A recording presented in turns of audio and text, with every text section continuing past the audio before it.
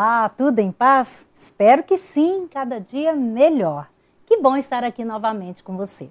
Fique ligado porque o nosso programa traz hoje bastante informação para o seu bem viver e, acima de tudo, reflexões para despertar em você sua força interior e alegria de viver. Então, vamos começar com a nossa inspiração. Prepare aí o seu caderno para anotar, ok? Hoje vai ser um pensamento de Goethe, que foi um dos mais importantes escritores da Alemanha e viveu entre 1749 e 1832. Goethe disse o seguinte: o talento educa-se na calma, o caráter no tumulto da vida. Veja que beleza isso. E é verdade, porque às vezes a gente fica, sabe, morrendo de medo dos problemas, querendo fugir dos problemas, achando que vida perfeita é vida sem problemas, mas é justamente na hora que a gente está enfrentando os nossos maiores problemas que a gente está moldando, que a gente está construindo um caráter melhor. Então, não vamos ter medo dos problemas. Vamos lembrar, o Roberto Chiniachi, que lançou há pouco tempo um livro que se chama Problemas? Oba! Então vamos procurar, sabe, enfrentar e não ficar reclamando, perdendo tempo. Porque é o que ele disse, talento na calma, tudo bem. Quando está tudo bem, vamos lá, vamos investir, vamos melhorar a nossa vida. Mas na hora do problema, não corra, em frente, porque isso vai fortalecer o seu caráter, ok?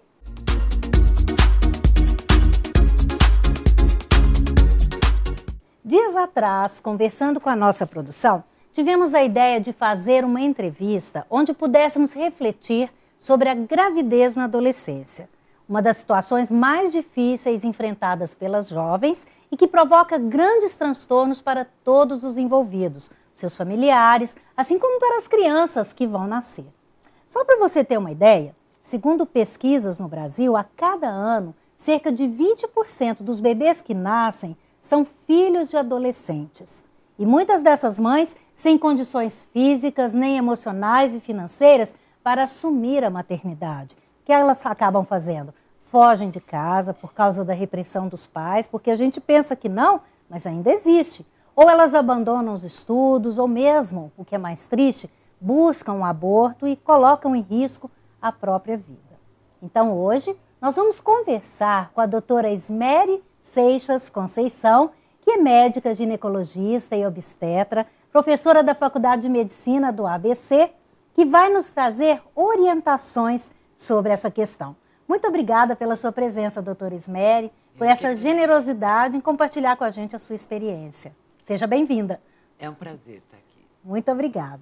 Doutora Ismeri, essa questão da gravidez na adolescência, ela já está, assim, realmente tomando uma proporção muito grande na vida das pessoas, das famílias. O que leva uma adolescente a ficar grávida antes da hora? Existe um fator principal? Existe alguma questão que precisa ser mais trabalhada nas famílias? O que a gente percebe trabalhando com elas é que nos dias de hoje, o que leva elas a optarem por isso é a falta de perspectiva no futuro. Elas veem como terminada qualquer outra investimento na sua vida. Então, o próximo passo seria engravidar. Virar mãe. É. Muitas têm uma ilusão, né? Que ter um filho, eu vou ser mais mulher quando tiver um filho. Será que é por esse lado? Bom, também? Isso eu acho que não são muitas, são todas nós, todas. Né? Todas as mulheres, as mulheres. acreditam que ter um filho seria a confirmação da feminilidade, do valor social. Que sem dúvida nenhuma a sociedade reconhece isso como um dos maiores valores da mulher, o maior valor, né? É ter o filho, educar esse filho e criar essa criança. Então isso é um status social, sem dúvida. E a ilusão é que elas acreditam que o fato de terem um filho vai dar a elas um status social como de adulta. Poxa vida. Essa é a ilusão delas, né? E é muito sério, e principalmente o que você falou, falta de perspectiva, falta de sonhos. Eu nunca havia pensado por esse lado. Acho interessante nós como pais, começar a pensar nisso. É verdade. E estimular, né, desde a infância, o que a gente pode fazer para preparar os nossos filhos, doutora Ismeri? Até os meninos também, né? Para que não venham a cair nesse risco da gravidez precoce. Uma coisa que eu vejo como importante é que a gravidez nessa idade, ela é inoportuna, né? Ela ocorre no momento em que, do ponto de vista emocional, econômico, social, o casal não está preparado para formar uma família. Uhum. Ele ainda é um dependente de uma família. E eles entram para essa situação sem qualquer condição. Então, isso é que deixa muito agravado a situação da gravidez nessa idade. E o que a gente vê é que o que os adolescentes precisam, o que os pais precisavam passar para os filhos, passar para os filhos a imagem de alguém responsável por eles, interessado neles e respeitado por eles. Certo. Porque quando eles disserem que este não é o melhor momento, eles vão seguir isso por respeito aos pais. É verdade. Porque na adolescência a gente é invadido por uma necessidade de experimentar novos prazeres, novas sensações, emoções novas que antes a gente não conseguia sentir e agora sente. Uhum. Então essas emoções, essa falta do medo, né, da consequência, que é um pensamento característico do adolescente. Ele não faz isso porque foi mal educado, mal preparado ou porque é rebelde, não. Ele faz isso porque é natural ele pensar assim. Então ele precisava ter, nesse momento, um esteio. Alguém que ele respeitasse, confiasse e acreditasse que está falando o melhor para ele. Certo. Então, essa é a condição básica para que os pais possam estar ajudando o adolescente nesse momento de tanta euforia e riscos, né? Eles se colocam diante dos riscos, eles não medem consequências. Assim, na prática, como deve ser a conversa, por exemplo, de uma mãe que percebe que a filha está se envolvendo, que ela já está se apaixonando por alguém, pensando em namorar? Como deve ser essa conversa, esse diálogo? E com o rapaz também, quando a mãe percebe. Claro. Porque é dos dois lados. Lógico, sem dúvida. Não é só um que engravida, é os dois. A conversa, ela primeiro não deve acontecer nesse momento exato, né? Ela já deve estar vindo acontecendo. Com certeza. Há muito tempo, né? Uhum. Uma conversa onde essa menina já entenda que essa mãe se respeita e quer ser respeitada. E que respeita a filha, portanto. Porque para você respeitar seu filho, você primeiro tem que se respeitar. Claro. Então, esse respeito, esse limite da invasão, esse limite do respeito, eu vou até aqui, porque a partir daqui eu vou invadir o terreno do outro, a privacidade do outro, o direito do outro. Então, isso tem que existir na família desde pequenininho. E responsabilidade por assumir os próprios atos, não é? A gente deve ensinar desde pequeno. Desde pequenininho. E aí a mãe vem conversando, porque o assunto sexo, o assunto garoto, não começa no primeiro namoro dela, não. Começou bem antes, né? Ainda quando a mãe acredita que ela ainda é o meu bebê, né? Quando a mãe ainda está chamando ela de meu bebê, ela já está falando sobre meninos, sobre conquistas, né? Ela já está querendo conquistar. Então, o assunto tem que vir quando a gente percebe que ela já não é mais bebê, né? Aliás, bebê deixou de ser há muito tempo. Né? Isso é uma falta de respeito. Você chamar uma criança de 9 anos de bebê é falta de respeito. Muito importante então, saber disso. A gente tem que respeitar o limite deles, a idade deles, né?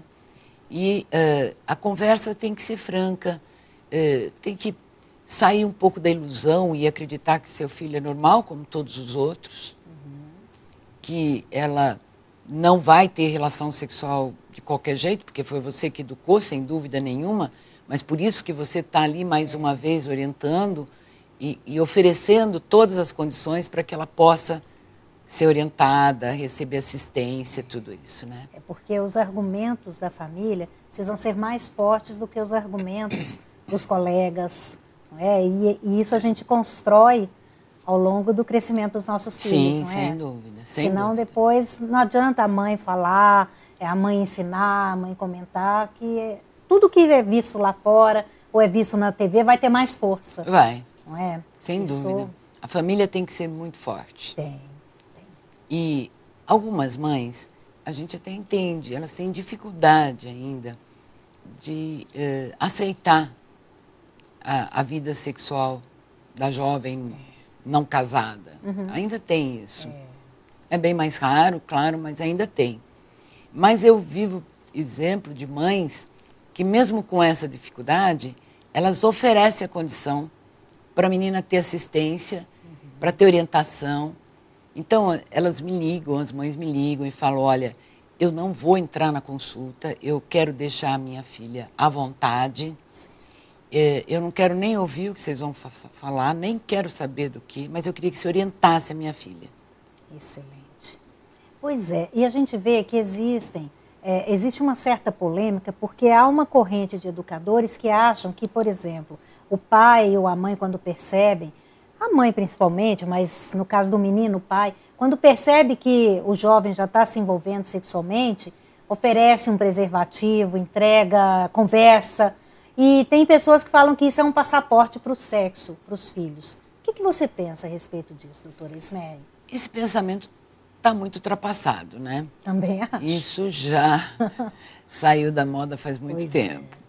Isso, a gente tem que cair na real, não é? Acontecia nos anos 80, né, onde a sociedade acreditava que resgatar o preconceito, resgatar a proibição, que isso talvez fosse segurar a sexualidade feminina. Porque o que realmente se liberou foi a mulher. O homem, ele sempre foi estimulado a ter relação sexual desde muito novo. Quanto mais novo, mais orgulho para a família. E a mulher não podia, só depois de casada. Era uma vergonha, né, para a família. A liberação foi da mulher. Exatamente. E aí ela passou a ter relação sexual e os rapazes agora têm a primeira relação sexual deles com a namorada. Né? Isso. Com a menina que tem um nível social como o dele, que não é de uma prostituta, não é, né? Alguém que está tendo a sua primeira relação sexual também. Então, isso até, de um lado, foi um ganho. Claro, né? Com certeza. Mas essa tentativa de, se eu não levar o ginecologista, se eu não der a camisinha, se eu não oferecer condições econômicas para eles comprarem a camisinha, eu vou estar evitando que eles tenham relação. Isso é bobagem. Absolutamente. Isso a gente... Eu acho que esses pais, se eles conseguissem voltar um pouquinho na adolescência deles, eles iam conseguir entender que isso não vai... Lembrar dessa curiosidade, dessa explosão de hormônios que todo adolescente passa. Isso não vai funcionar. Né? E colocar os pés no chão. Eu sempre digo, a gente como pai e mãe, a criança você carrega no colo para ela não cair no buraco. Né? O adolescente você segura pela mão. Isso. E sempre avisa, eu estou aqui. Isso. Se você tropeçar, pode puxar minha mão. Isso. Mas não dá mais para carregar no colo. Nem a gente aguenta e eles nem vão ficar confortáveis. Né? Com certeza. Está muito bom o nosso papo. Daqui a pouquinho a gente volta. Fique ligado, porque tem muita coisa importante para você, todos nós aprendermos sobre essa questão tão séria que é a gravidez na adolescência. Voltamos já.